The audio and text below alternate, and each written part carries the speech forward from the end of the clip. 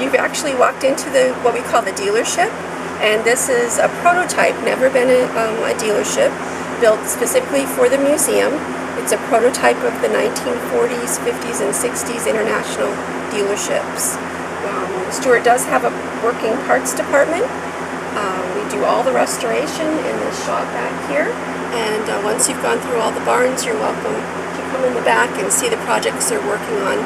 They just finished an M. We've got a Scout here and a couple other tractors that have just come in from sandblasting.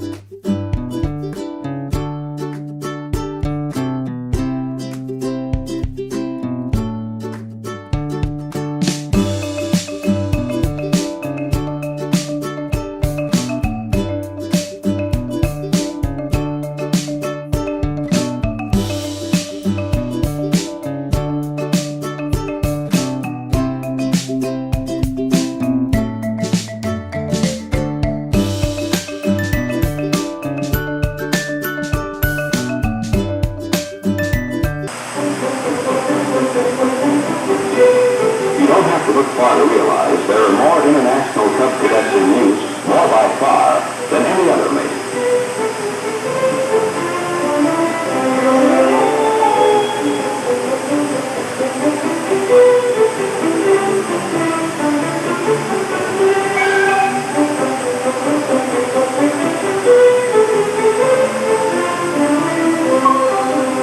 Why do Cub Cadets continue to outsell all others?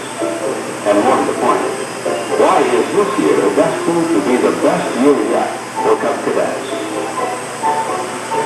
There are powerful reasons in a choice of 5 models. And every model, from the 72 to the 125, is a direct drive tractor. Direct drive means no belts, no chains, no wasted power. Instead of built-in problems, the 72, 104, and 124 Cub Cadet powertrain gives you precision cut gears, ball and roller bearings all the way, the same transmission, in fact, used in heavy-duty Cub industrial tractors. From the rugged final drive housing and heavy-duty rear axle castings to the solid I-section front axle and everything in between, including the full-length channel steel frame. The Cub Cadet is built with more steel. The most comfortable contour seating in the field, adjustable to light length. Convenience cluster control panel. Everything's right where you want it. The child-proof safety start requires not only a key, but depressing the brake pedal. Instant starting in the coldest weather.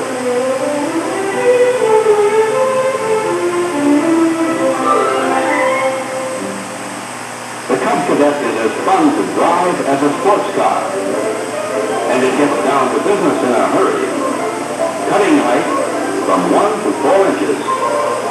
adjusted any time. And the more you go, the more you appreciate the easy-going extras. The Cadet's up-front engine mounting with a firewall in between keeps you cool.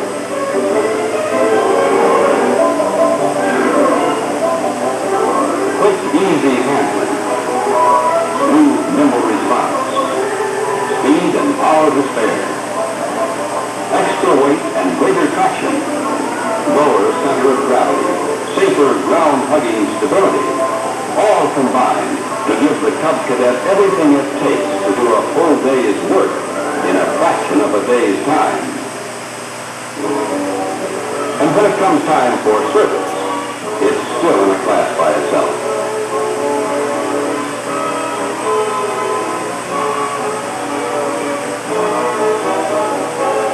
Easier access to fuel, to check the oil.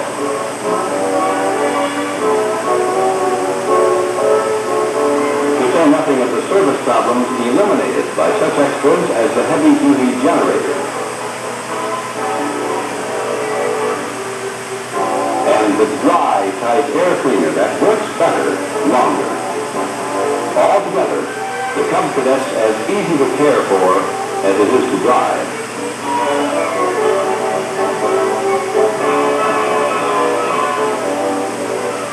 And if ever there was a powerful selling feature, it's quick attach. Pull one spring-loaded pin on each side.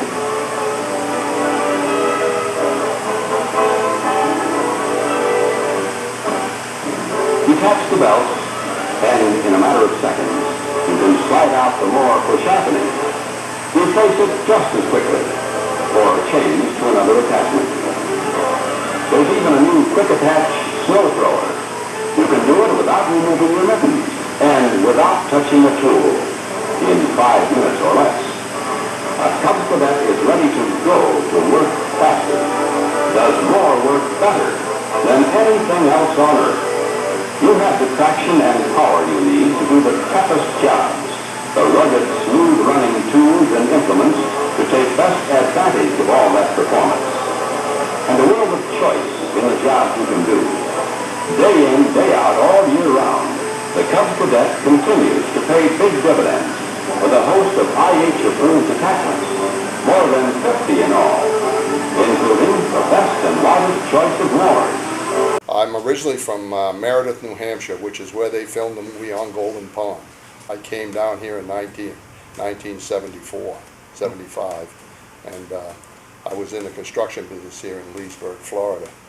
I had a paving business, and we had about 150 people working. We had asphalt plants, and we paved around Central Florida.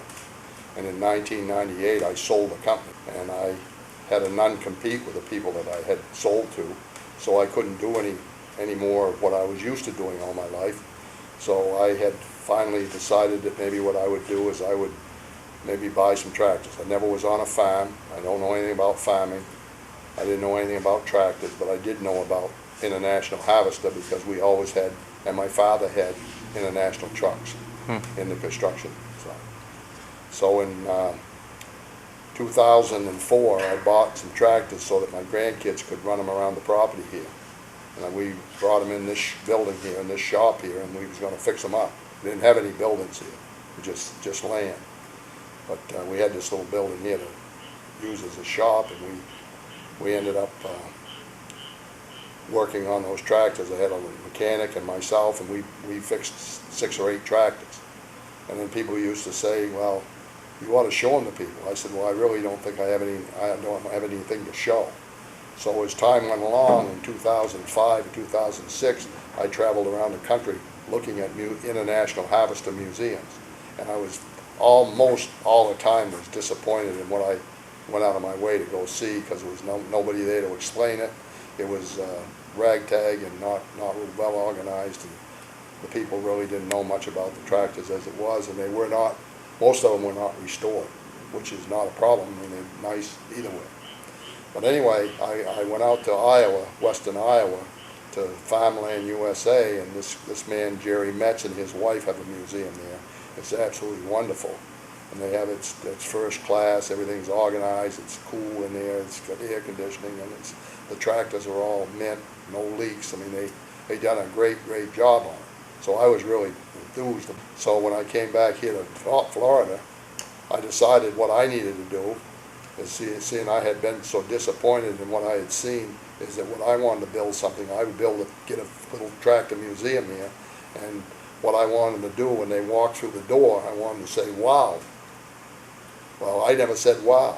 So when we opened this in 2010, January 1st, 2010, we opened the museum with this one building beside us and this little dealership here. I opened it up, and the people that came with no fanfare, they just started coming. When they came, they walked through there and they see the tractor and they said, wow. So I thought that we had accomplished what we thought we needed to have for people to come back. But they were excited to see what they saw. So we've been doing this and adding to the collection all the time, every week, every month, whatever comes that we can work on to get something that we don't have. We have a lot of tractors. We have about 200 tractors, and we try to get. We've got combines, we've got dump trucks, we've got trucks, we've got a lot of Cub Cadets. We've got a lot of stuff that we've been trying to restore and trying to make a piece of everything that International had made, and that was enormous. It was a big company. At one time, they had 400,000 people working for them all throughout the world. They had plants in Germany, France, in England, South America, Australia. They had plants all over the world, plus a lot of plants in the United States. So when they went out of business, in 1985. They sold off all the different portions and all the different divisions of International Harvester. And when they sold that out, it was all over in, I think, May of 1985. They were done as International by itself.